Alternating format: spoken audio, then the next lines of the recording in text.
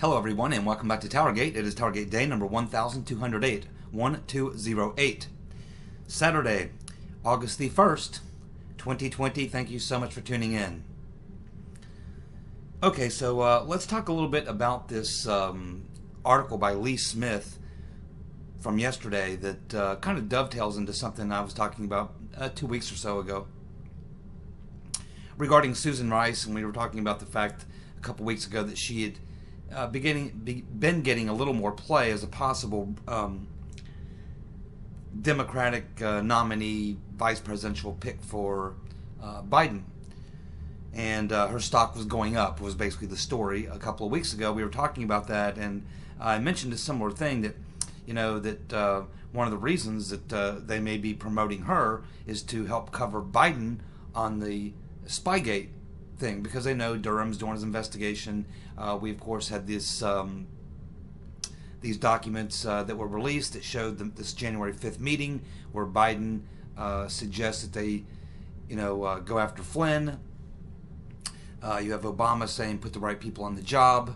Of course, we know that Obama knew all about the investigation, as well as likely Biden knew all about the investigation into Trump. And of course, we get the recent questions of Susan Rice. What did she know? She comes out and denies that she knew anything about Operation Crossfire Hurricane, investigating Flynn, people in Trump's orbit. Said she didn't find out about it until after she had left the Obama administration sometime in the spring of 2017, when Comey's doing his testimony in front of Congress is when she first learns about it. We now know that that is a lie. Shouldn't surprise us. Susan Rice lies all the time. And we now know that she was in a briefing just back in the summer of 2016, about 2 to 3 weeks after Operation Crossfire Hurricane was opened. That would have been somewhere around the second week of August 2016 is when it was mentioned to Obama by Jimmy the Weasel Comey in a meeting at which Susan Rice was present. So we know that she was lying. But what Lee Smith does in this article, he does a much deeper dive than what I did in just talking about it, suggesting that they might put Rice in there to protect her, because if she becomes the VP nominee, candidate, whatever, if Biden selects Rice, it puts her on the ticket, in which case she would be pretty much off limits for Durham, according to Attorney General Barr, saying what the policy is at the DOJ is that you don't involve yourself during a political campaign with one of the people running for office. That gives Biden cover, but Obama is still implicated because we're talking about what happened in 2016. So Obama and Biden are not necessarily cleared. They may not be investigated, or nothing may come out about them prior to the election, but it doesn't mean that after the election, as Durham's getting plea deals, as more evidence is coming out, that it becomes overwhelming evidence that Obama and Biden, or at least Obama for sure, most likely Biden, had knowledge of what was going on. Certainly none of this would have happened without Obama. So all this could be very damning. So by putting in Susan Rice, putting her on the ticket with Biden, what you do there is you cut off the head of the snake right there at high as you can go below Susan Rice. She becomes the first untouchable because she is the VP candidate. So Lee Smith's article kind of goes into detail about that. You can read his article on tablemag.com, tablemag.com. You can read Lee Smith's article. So he goes into a little bit more detail, talking about Susan Rice now being on the short list, hearing her name come up a lot more in the past few days.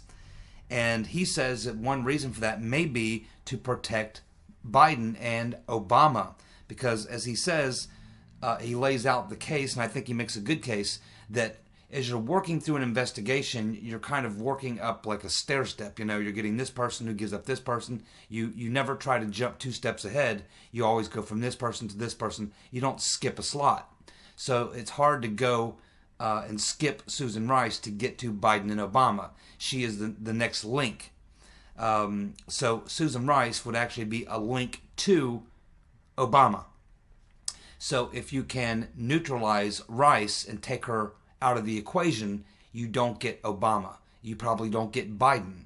Certainly Biden's off the table right now because he's, obviously the Democrat nominee. So it takes Biden off the table, which is protecting Obama as well, because you'd have to go Biden-Obama. So if you take Susan Rice and you plug her in, then you take Biden and Obama out of the game, as well as Susan Rice, because now she's Biden's VP. So you limit the damage, and it goes no higher than the person below Susan Rice. And Susan Rice, of course, was the National Security Advisor. So the person that you would get to below her would be one of the head people, I guess, whoever would be below her over at the National Security Council. And that would probably give you someone like Victoria F. the EU Nuland. That would be as high up as you would be able to go. And, of course, F. the EU Nuland would have been somewhat involved in the conspiracy. She was certainly knowledgeable about the Steele dossier back in the summer of 2016. She gave the approval for Steele to talk to people in the State Department. She facilitated the movement of the dossier through the State Department, making it eventually to the FBI. So she's a player in the conspiracy, but I would say in a small role. She probably knew a lot more than she lets on, but she didn't sign off any FISA warrants. She didn't launch Operation Crossfire Hurricane. She didn't put any spies in the campaign. Nuland is probably not looking at any criminal liability, probably just public embarrassment. But so I don't know that you could lean very hard on her. So it's really would be if you're talking about the Democrats' number one concern, and I believe it is their number one concern, is that Durham reaches beyond just FBI director and goes above that and starts looking into someone like Susan Rice, who is obviously lying about what she knew and when she knew it. We know about the unmaskings that she was involved in. A lot of that stuff going on at the NSC wouldn't have happened without her knowing about it. She has some liability here. She could be having some issues, and if you got her in a tight enough pinch, you could maybe get her to say something or be forced to say something that would implicate possibly Biden, likely Obama. So a lot of Obama people, Biden people, very, very nervous about the Durham investigation, what's going to come out, and they would like to protect Biden, certainly, but also Obama, his legacy. Remember, Obama still has a lot of powerful associations in the Democratic Party, and that sort of thing. So he's obviously not just sitting back in the shadows allowing everything to go on and not making attempts to cover his butt. He certainly is. So if Obama has any say in who Biden's pick might be, and I think he probably does have some say, I'm certain he will be questioned or asked by somebody in the campaign what his opinion is of who Biden should choose. I think if it's up to Obama, he would certainly want to see Susan Rice, because Susan Rice, putting her in there would remove the link to him, because she would become off limits, and therefore the link is removed. Susan Rice is a direct link to Obama. You take out Rice, make her Biden's VP, she's off the table now in the Durham investigation, according to the policy that Barr quoted. So, at least ways up until the election. Now, after the election, all bets are off. But I think that that's a legitimate point to raise by Lee Smith. I do think that Obama certainly is going to have some input, or certainly be asked who he thinks Biden should choose. And I agree with Lee Smith.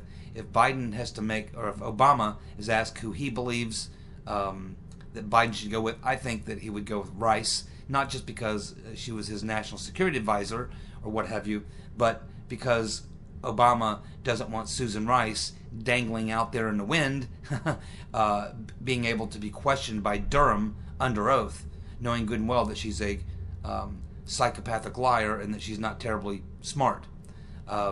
These two things would worry Obama, that she might say something, Durham and his team may be able to coerce her or trick her into giving up information that could implicate certainly Obama, possibly Biden. So if you're Barack Obama, taking Susan Rice out of the equation as a direct link to you would be something you would want to do. So yeah, I agree with Lee Smith. That's probably something worth considering.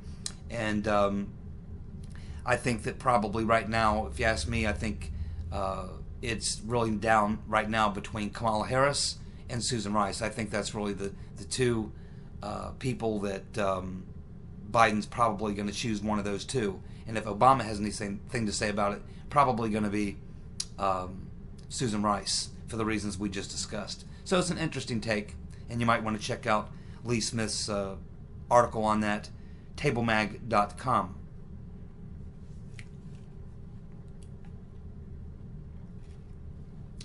Well, most of you know, for a very long time, since the beginning of the primary, the Democratic primary, I've been saying that I believe the rotten Reverend Clinton has every intention on pushing Biden out, and somehow rigging it in some way that she comes in at the convention, displaces Biden, and becomes the Democratic nominee. You can see with all the media appearances she's making, with all the comments she's making, the fact that she's never really come out and done a direct endorsement of Joe Biden. If you watch the way that she talks about Biden in the campaign, there's never really been a real clear endorsement of Biden, and she has never really given a definitive, no, I'm definitely would not accept the Democratic nomination or anything like that. She's definitely got the door open. She's been making a lot of media appearances. She's been staying very active on social media. She continues to write the books and raise money and do all these things. Now, some of that could just be the rotten Reverend Clinton, grafting and that sort of thing, what she loves to do. But I've just had the gut instinct for a long time. The rotten Reverend Clinton knows that Biden's not up to the job. So do many other people, including a lot of the big donors, and that she was probably sitting back waiting for Biden to fall on his face, or go out there and make so many gaffes and look so bad, for lack of a better word, look so bad that they finally realize at the convention that they just can't go with Biden, and they force him to step out. Maybe he gets coronavirus. Who knows how they would work that out. But I would think that the rotten Reverend Clinton would have a plot up her sleeve, and I've had this feeling for a long time that there's some sort of a scheme that the Democrats have, some sort of a scheme, because a lot of Democratic pundits, even Democratic pundits, would be out there ripping Biden and the DNC for staying with Biden. I mean, they're pundits. They would be trying to do everything they can to influence the DNC to replace Biden. They would be out there saying, look, this guy's not up to the job. I mean, watch the videos. I mean, this guy can't do it. We can't put Biden out there. He's going to get destroyed. But you don't hear anything from the DNC. Tom Perez is almost non-existent. You won't hear anybody come out and give full-throated endorsements of Biden, yet they won't really come out. The people in official positions from the DNC and the cheerleaders and the donors and all these people, they're very quiet about all that. Leads me to believe they've got something up their sleeve. But now I have to say that we've gotten to this point. I now have to say that I am prepared now to say that the rotten Reverend Clinton is now effectively out of the equation. The rotten Reverend Clinton is out of the equation. Not that she didn't want to elbow Biden out and jump in and grab the nomination. I think that's probably been on her mind, and she's probably been working on that. I think she's had a plot to do that. But now I think that she is now off the table. Of course, that would be as a result of last night's document release regarding the documents from the Ghislaine Maxwell case, with this testimony by there's 3 witnesses. There are now 3 witnesses that place Bill Clinton on Pedophile Island with Epstein, Maxwell's assistant, and 2 minors. And these are now coming out in the court documents.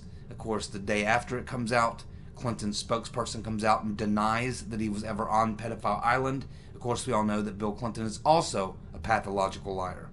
So we all remember the "I never had sex with that woman, Monica Lewinsky, never once, not one time," and then he had to come out a week later and admit he was lying. He has no problem looking you directly in the eye, shaking his finger at you, and lying to your face. This guy's a compulsive, pathological liar, and he is a sociopath and a pervert, and we know that. So I don't think anyone believes Slick Willie, but one thing's for sure, the Democrats now are not going to go with Hillary with this now lingering out there, especially since they know that sometime between now and the election, more documents are going to come out in the Maxwell case. We could even see charges filed. We could see further investigation, and that would include, I mean, this is a legitimate allegation. These are in legal documents taken in a FBI interview, and these people are making these statements under oath.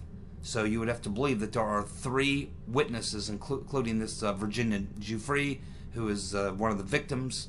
You would have to believe that these 3 different witnesses who all saw Bill Clinton on Pedophile Island with Epstein and the 2 minors and Maxwell and her assistant, you would have to believe that all 3 of these people are perjuring themselves.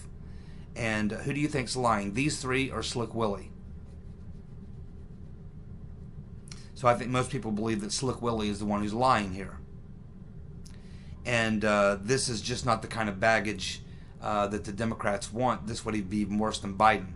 Because as soon as, if Hillary did try to elbow her way in and displace Biden at the convention, of course, Bill Clinton and his association with Epstein and all this kind of stuff, the news media would try to cover that up, but it's going to be impossible to do because too many people are following the story. And when someone like Bill Clinton's name comes up in a case like this, especially with his past, it just doesn't look good. There's a too big of a possibility of a lot of downside there. So I think that the recent revelations from the document release of Bill Clinton, 3 witnesses placing him on Epstein's island, I think that that is pretty much the nail in the coffin for the rotten Reverend Clinton.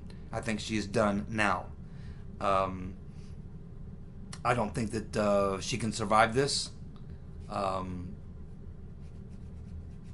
And I don't think the Democrats would take that risk. They would rather just go ahead and stay with Biden. So I think that we can now stick a fork in the rotten Reverend Clinton as a result of the allegations now placing Slick Willie on Epstein's island. I think we can say, so long, Reverend, it ain't going to happen. And this will be her last shot. She wouldn't try it again in 2024. I think she would be too old at that point. So I think you can say goodbye. And in fact, if in fact, when the Epstein case is done, or I guess we're talking the Maxwell case now, if the Maxwell case, when it finally concludes, it may be a year or 2 from now, when it finally concludes and all the perps are known, who they were, if in fact they go after Slick Willie, and we now have 3 witnesses that place him on the island, I don't know, and it's now public information, I don't know how the Department of Justice is going to be able to avoid at least questioning Bill Clinton, at the very least, and seeing if he lies under oath to them. It's pretty tough when you got 3 witnesses placing you on the island. So when this finally works itself out, at the very least, you're going to have, an issue. I don't think you can have 3 witnesses placing Clinton on Epstein Island and have the DOJ, this DOJ, completely ignore it. They're going to have to investigate it. They're going to have to question Clinton under oath. They have no choice. They have 3 witnesses placing him on the island. So they either have to file charges against the 3 witnesses for making false statements, or they have to question Slick Willie under oath. Either way, this is probably going to be the final nail in the coffin for the Clintons. I don't think that they can survive the PR disaster that this is going to be as this works its way through the system. I think this allegation against Slick Willie, even if he beats the rap, is just going to be so damaging to the Clintons that I think this will probably put them in their hole, and I think they'll fade away very quietly from this point forward. We won't be hearing much more from the Clintons. I think this is pretty much the end of the Clintons. I don't necessarily think they're going to be prosecuted. They should be, but I don't think they will be. What I think will happen is they'll just quietly fade away. And that will be the end of the Clintons. But I think we can go ahead and splash the rotten reverend. Ain't going to happen for the reverend. Not this year and not ever again.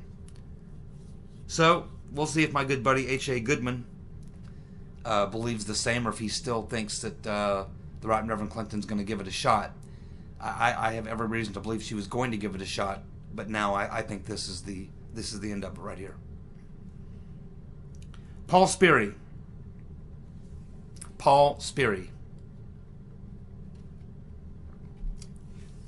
In an article stating that FBI General Counsel James Baker, who we've talked a lot about over the past 2-3 years, FBI General Counsel James Baker said that there was constant dialogue, back and forth between the FBI and the FISA court judges. FBI General Counsel James Baker said that there was constant dialogue back and forth between the FBI and the FISA court judges during the Carter Page warrant application process in 2016 and 2017. It is not clear in what format or medium those conversations were recorded.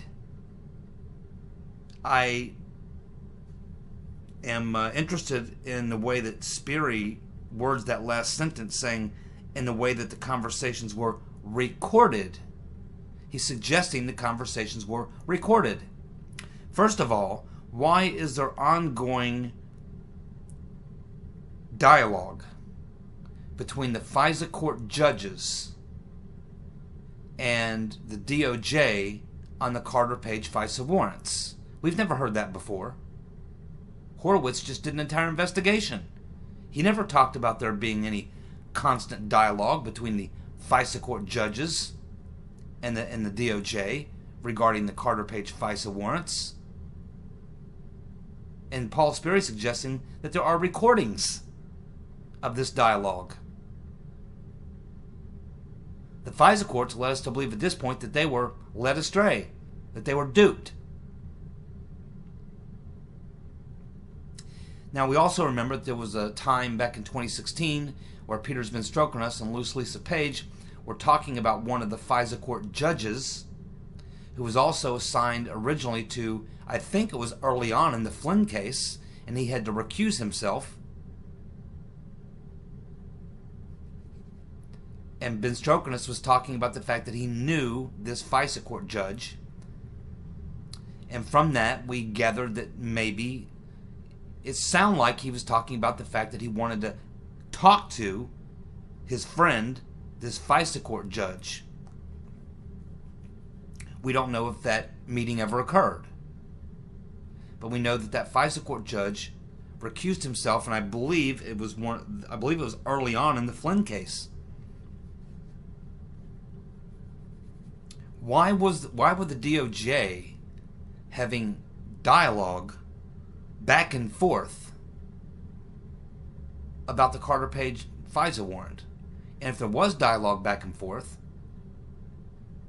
then that tells me that the FISA court should have been asking a lot of the questions that all of us have determined that they should have asked, but didn't.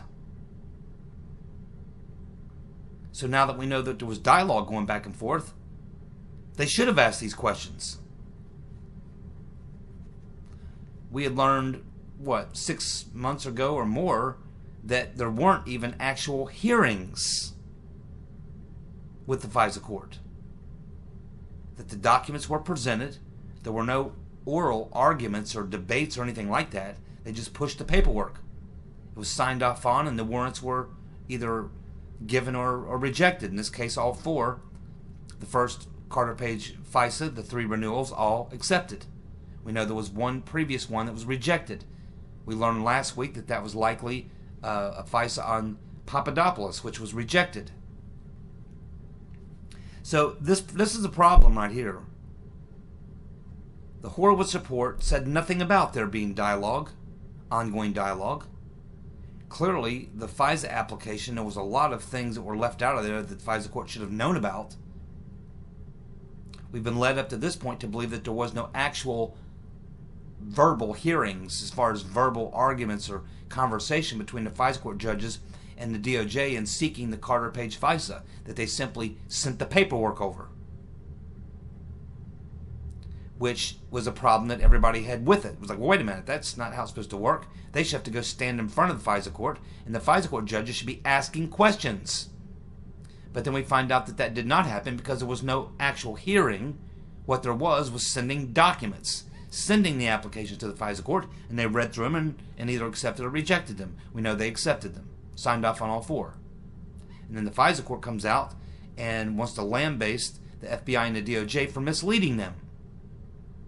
But now we're finding out that there was, according to General Counsel James Baker, that there was constant dialogue back and forth between the FBI and the FISA court about the Carter Page FISA. Well, if there was constant dialogue, then that suggests to me that some of the most basic questions that anyone would ask, especially a FISA court judge, then those questions might have been asked.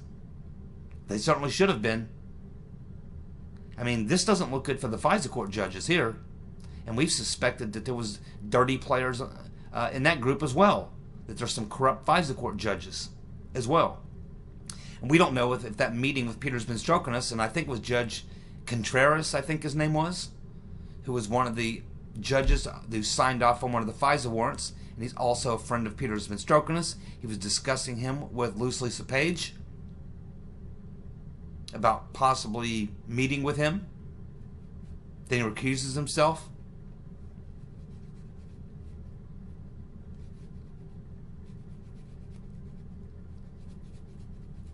Where's this story coming from, and why is it coming now? Has Peter's been stroking us talking?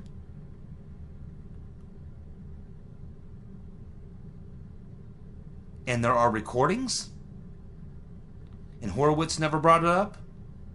Seems to me that would have been something he definitely would have brought up in his report. He spent a lot of time examining the Carter Page FISA applications, including the footnotes, which is where he had an issue. He had an issue with the fact that they didn't tell the FISA court that Christopher Steele was working for the Rotten Reverend Clinton campaign, didn't tell the FISA court that Steele hated Trump and wanted to stop him, as well as other things. And that seemed to be something Horowitz was talking about and took issue with. He never says anything about there being constant dialogue between the FBI and the DOJ about the Carter Page FISA.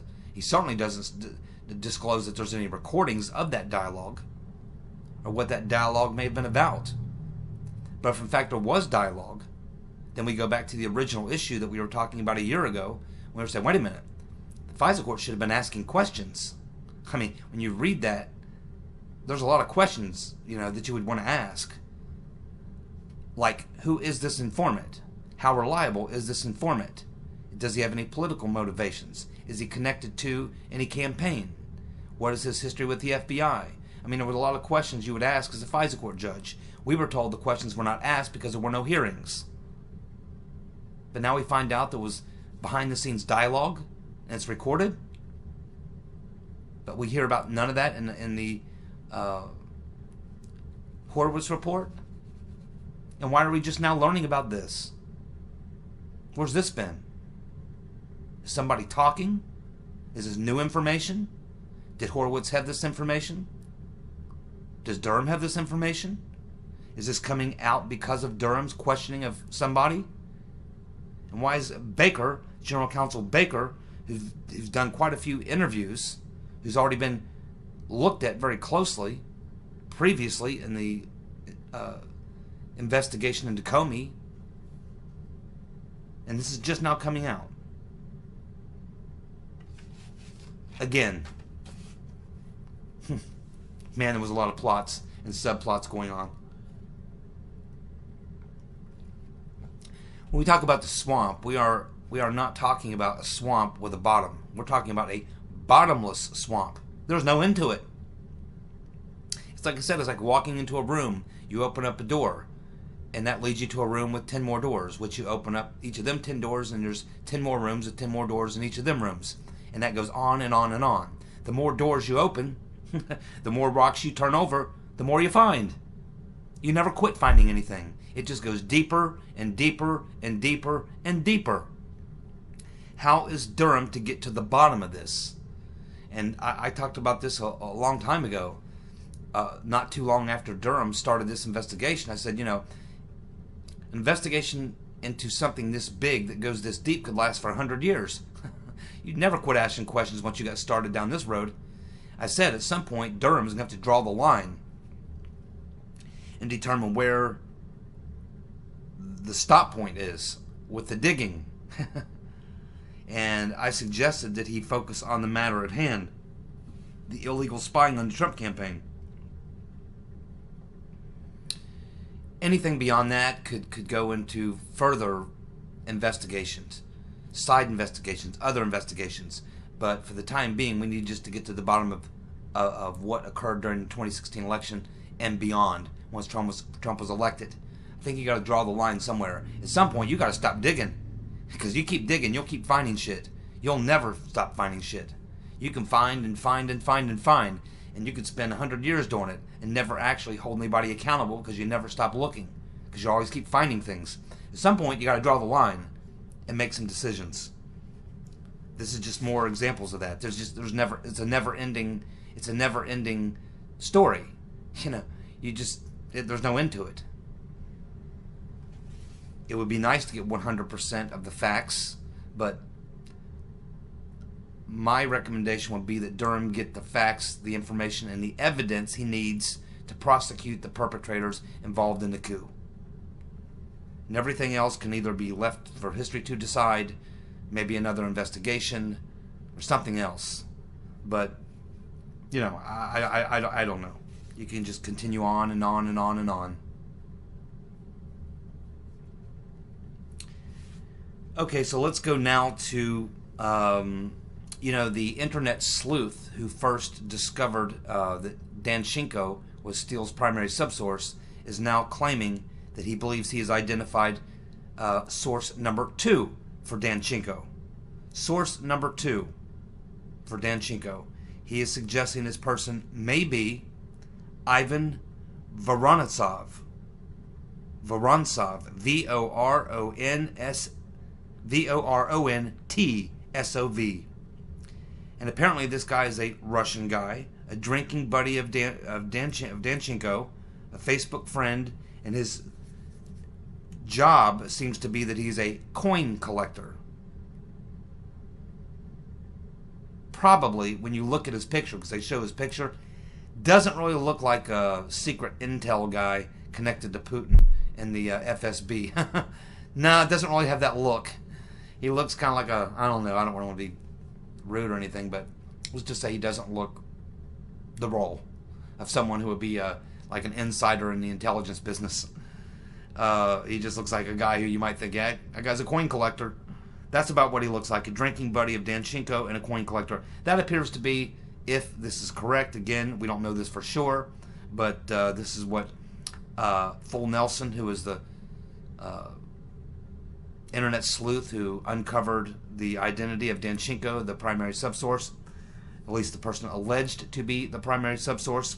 He's now saying that this person, Ivan Vorontsov, may be source 2. He's a coin collector and a drinking buddy of Danchenko. So after looking through a lot of the bar clips, I have to say that my absolute favorite clip of the bar hearing the other day was when the one Democrat congressman is questioning Barr, young black guy congressman is questioning Barr, and he says to Barr, he says, on June 18th of this year, the DOJ issued a statement saying that Jeffrey Berman, the former U.S. attorney for Southern District of New York, had, quote, stepped down. You are aware of that statement being released by the Department of Justice? Is that correct, Mr. Barr? At which point Barr says, yes. Then the questioner goes back and says, "Do you testify today that the statement was true at the time you issued it?" At which point Bart says, "Well, he may not have known at the time, but he was stepping down." And then he chuckles.